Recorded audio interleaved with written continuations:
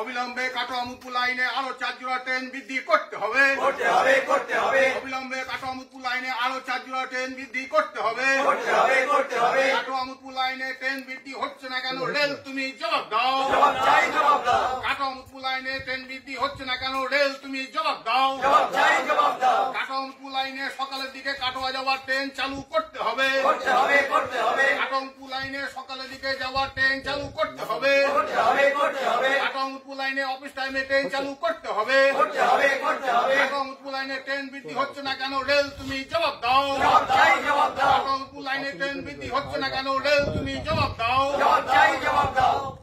আজ 21/8/2024 আমরা পাচুন্দি স্টেশনে একটা গণ ডেপুটেশন জমা দেবো।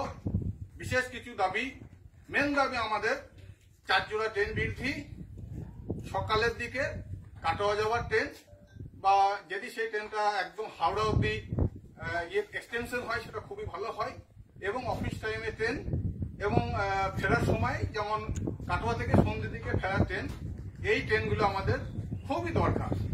এবং এই লাইনের উপর দিয়ে 7খানা সতীপীঠ আছে, যেটা ভারতবর্ষের কাটোয়া টু রামপুরহাট যদি ট্রেন দেখে সমীক্ষা করে 7খানা সতীপীঠ আছে। যেমন কেতুগ্রামে বহুলা আছে, তারপরে আমাদের এটা অশ্বস আছে, কঙ্কালীতলা আছে, লাভপুরে সুন্দর আছে, মা নরেশ্বরী আছে, তারপরে আছে সাঁইথিয়া নন্দকেশ্বরী আছে, 7টা সতীপীঠ আছে।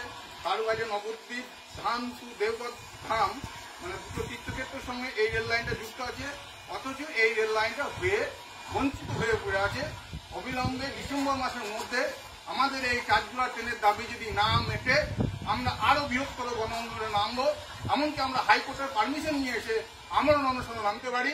আমি হিমাদ্রি ঘোষ, সঙ্গে এলাকাবাসী, ধন্যবাদ। দলে দলে সফল করুন। কাটোয়া-মুদপুর লাইনে অবিলম্বে আরো 4 জোড়া ট্রেন দিতে হবে।